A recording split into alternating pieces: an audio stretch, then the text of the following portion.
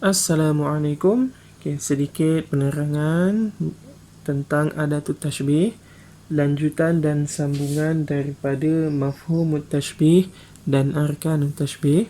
Ini adalah contoh-contoh adatut tashbih yang disenaraikan di dalam buku teks anda, muka surat 118. Kita boleh lihat adatut tashbih boleh jadi ataupun boleh diambil daripada asma'. Contohnya mithlu, syibhu, syabih, mumathil, musyabih. Boleh juga adatut tashbih daripada af'al. Yushbihu, yushabihu, yumathilu, yumathilu, yuhaki. Boleh juga adatut tashbih diambil daripada huruf seperti kaf dalam contoh kal asadi ataupun ka'anna. Jadi kalau kita nak buat ayat tashbih, kita boleh gunakan mana-mana adatut tashbih yang sesuai.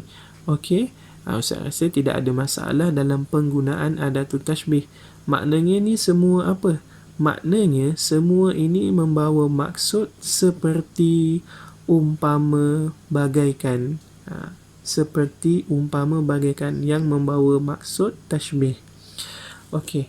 Bayan yang di sebelah ini adalah bayan kepada anwa' tashbih. Ini adalah anwa' tashbih. Untuk lebih jelas lagi berkenaan dengan anwa'ut tashbih, kita pergi kepada jadual yang di bawah. Okey, baik. Ini adalah jadual anwa' tashbih yang lebih mudah untuk kita fahami. Dikatakan apa di situ? Inqasamat tashbihu ila arba'ati anwa'in bi'tibari adati tashbih wa wajhi syabah. Terbahagi tashbih kepada 4 bahagian berdasarkan adatut tashbih dan wajhu syabah. Di dalam kotak ini telah disebutkan ataupun telah diberikan penerangan apa bahagian-bahagian ataupun apa dia anwa' tashbih. Jadi anwa' tashbih yang pertama adalah mursal mufassal, yang mana di dalam ayat itu disebut ada adatut tashbih dan ada wajhu syabah. Sebagai contoh, al-waqtu mithlus sayfi naf'an wa darran. Kita ada musyabbah, kita ada adatut tashbih, kita ada musyabbah bihi dan kita ada wajhu syabah. Jadi senang cerita, mursal mufassal ini adalah ayat tashbih yang paling lengkap. Naw' yang kedua adalah mursal mujmal. Mursal mujmal di dalam ayat tashbih tu dia ada adatut tashbih tapi tidak ada wajhu syabah. Sebagai contoh, al-waqtu mithlus sayf.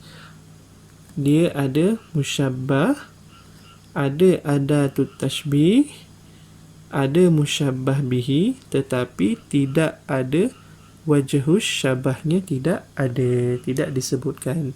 Jadi adakah ini ayat tashbih? Ya, ia masih lagi ayat tashbih, tapi ayat tashbih mursal mujmal. Sebab apa? Sebab dia tidak ada wajhus syabahnya.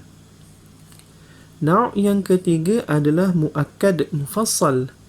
Muakkad mufassal ni ayat tashbih yang tidak ada adatut tashbih tapi ada wajhu syabah. Tidak ada adatut tashbih tapi ada wajhu syabah. Contohnya al-waqtu sayfun, al-waqtu sayfun naf'an wa darran. Kita ada musyabbah, kita ada musyabbah bihinya, kita ada wajhu syabah. Tetapi yang tertinggal, yang tidak ada, yang dihazafkan adalah adatut tashbih. Jadi kalau tidak ada adatut tashbih, muakkad mufassal. Adakah dia ayat tashbih? Ya, dia masih ayat tashbih tapi ayat tashbih yang kurang lengkap. Dan naw' yang keempat, yang terakhir, ini adalah bentuk tashbih yang paling ringkas, baligh ataupun muakkad mujmal, yang mana di dalam ayat tashbih tersebut tidak ada adatut tashbih dan tidak ada wajhu syabah. Jadi tinggal apa? Tinggal musyabbah dan musyabbah bihi sahaja. Ini yang disebutkan tadi. Ini yang disebutkan di dalam pembelajaran yang lalu, yang mana dikatakan mesti ada di dalam satu ayat tashbih itu mesti ada musyabbah dan musyabbah bihi.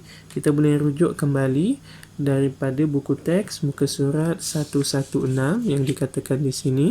Okey. Mesti wayalzum fit tashbih, di dalam tashbih kewujudan musyabbah dan musyabbah bihi. Okey.